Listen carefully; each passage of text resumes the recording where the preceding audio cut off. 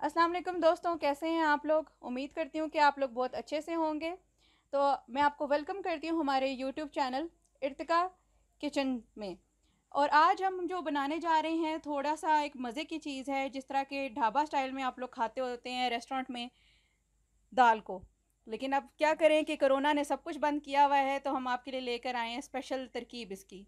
इसके अज्जा मैं बताती चलूँ आपको कि हम इसकी प्रिपरेशन के लिए इसमें 4 टमाटर यूज़ करेंगे, 3 अदद प्याज, थोड़ी सी अदरक, लहसुन, तकरीबन इसके 4 से 5 क्लोव्स आप ले सकते हैं। अगर बड़े साइज़ के हैं तो ठीक है, तो 2 भी हो जाएंगे। अगर नॉर्मल साइज़ के हैं तो 4 से 5।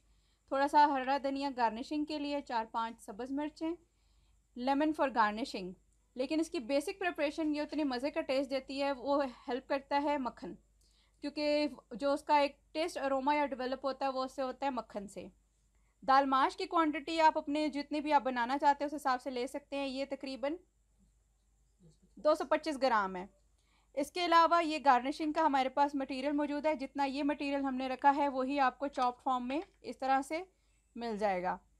कटिंग करके हमने जो टमाटोज़ हैं वो क्यूब फॉर्म में रख दिए हैं। इसी तरह से जो हमारा प्याज है, अनियन है, उसको भी हमने चॉप फॉर्म में रख दिया है। बाकी जो दीगर मसाला जाते हैं वो हम आपको साथ साथ ऐड करके दिखाएंगे। तो बाकी अगर आपका कोई इसमें अपनी राय देना चाहें कि दाल मखनी आप लोग किस तरह की पसंद करते हैं, वो आप ज़रूर दीजिएगा। हम चलते हैं टुवर्ड्स प्रिपरेशन इसकी। हम प्रिपरेशन कर रहे हैं। चूल्हा हमने थोड़ा धीमी आंच पे पहले रखा है कि ऑयल थोड़ा सा गर्म हो जाए। ये हम 4 बड़े चम्मच जो हैं ऑयल डाल रहे हैं।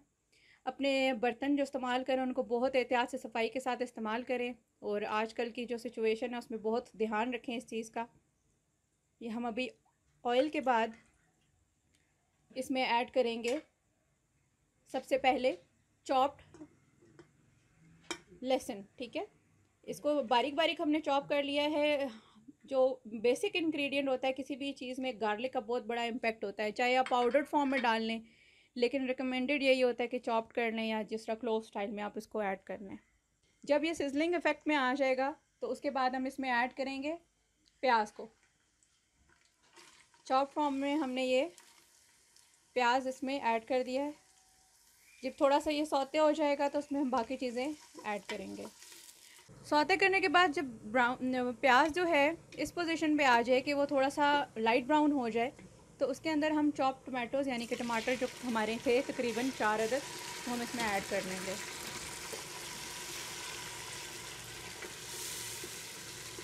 जब इसको अच्छी तरह भून लें तो उसके बाद हम इसमें थोड़े से मसाला जात को ऐड करेंगे।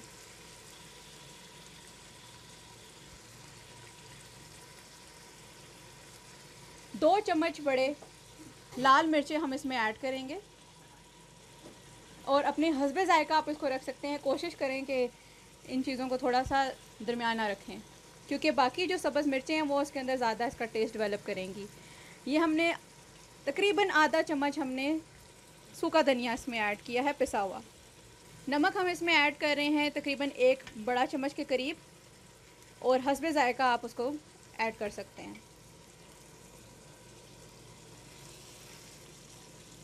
इसमें हम ऐड करने लगे हैं थोड़ी सी हल्दी, ताकि इसका रंग जो है वो बिल्कुल वो ढाबे वाली के मुताबिक गोल्डन सा येलो सा नज़र आएगा। इसको भूनने के लिए एक थोड़ी छोटी सी टिप है कि हल्का सा इसमें आप पानी ऐड कर लिया करें, तो टमाटर जो है वो ज़रा जल्दी से नरम पड़ जाते हैं और हांडी जो है वो अच्छी तरह से भून ली जाती है। या इसका एक और तरीका है कि इसको थोड़ी देर के लिए आप धीमी आंच पे ढाँप के रख दें, तो दम पे ये टमाटर जो है वो अच्छी तरह से नरम पड़ जाएंगे। आप देखें टमाटर जो हैं वो नरम हो चुके हैं। मसाले को अच्छी तरह भूनेंगे तो उतना ही अच्छा जायका बनेगा। अब भुने हुए मसाले में हम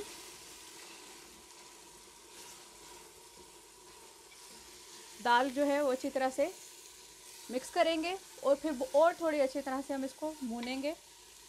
जब ये अच्छी तरह भून जाएगी फिर हम इसको दम पे लगाएंगे। अब आप देखें कि किस तरह से दाल जो है वो सॉफ्ट हो गई है और कलर इसका निखर के सामने आ गया। हम आपको करीब से भी थोड़ी सी इसके दिखाते हैं। کہ اس کا ٹیکسچر کس طرح سے ہو گیا. تھوڑا سا آپ اس کو یہ دیکھ سکتے ہیں کہ وہ نرم ہوا کہ نہیں. آپ اس وقت کو چیک بھی کر سکتے ہیں. تھوڑا سا اب ہم اس میں پانی ایڈ کریں گے اور اس کے بعد اس کو ہم تقریباً یہ بنتے ہیں 3 گلاس، یا آپ اسے کہہ سکتے ہیں نارمل جو چائے کے کپ ہوتے ہیں. اس کے بعد اس کو اچھی طرح سے مکس کر کے ہم دم پہ لگائیں گے. اب ہم اس کو کوکر کو پراپرلی ہم بند کریں گے. یہ کوکر ہم نے بند کر لیا. بہت احتیاط سے استعمال کریں کوکر. جب بھی آپ اس کو بند کریں تو اس کی سیل صحیح طرح سے لازمی چیک کر لیں اور ٹائم نوٹ کر لیں کہ کس ٹائم آپ نے اس کو رکھا ہے. اس سے تقریباً 5 منٹ کا آپ اس کو انتظار کریں. اب یہ جب کوکر جو ہے آپ کا تقریباً 5 سے 6 منٹ تک جب چل جائے اور سیٹی جب اس کی بولنے لگ پڑے، یعنی جو اس کی ویسل ہے اس کی آواز دینے لگ پڑے، تو لیکن آپ ٹائم کو بھی ضرور غور میں رکھیے کہ دال بہت زیادہ گل نہ جائے.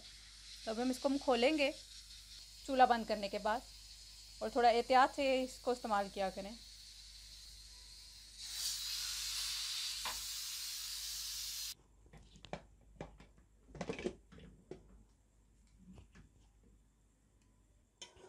یہ آپ دیکھیں کہ ہماری اب جو ہے دال بالکل گل چکی ہے. اگر آپ اس کو تھوڑا سا اور سافٹ فارم میں رکھنا چاہتے ہیں تو اس میں تھوڑا سا آپ اس کو اور دم پہ رکھ سکتے ہیں. اگر آپ کو کھڑی کھڑی سی دال پسند ہے تو آپ اسی طریقے سے رکھ سکتے ہیں.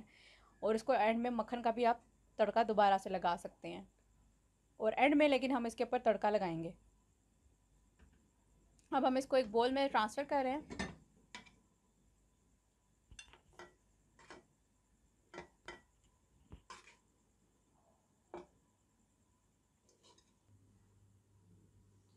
اب ہم اس کو تھوڑے سے گارنشنگ کریں گے.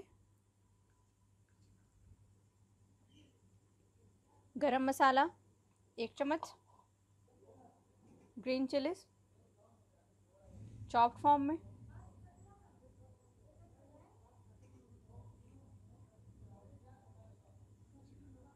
ہرا دھنیا اور ادرک جولین کٹنگ میں.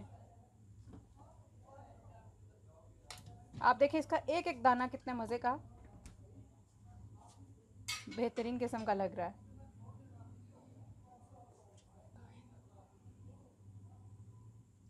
لیمن کے ساتھ سرو کریں. اور اینڈ پہ ہماری جو سب سے مین انگریڈینٹ ہے، چاہے آپ اس کو تڑکا فارم میں لگائیں یا اس کو ایڈ کر لیں بٹر کے ساتھ.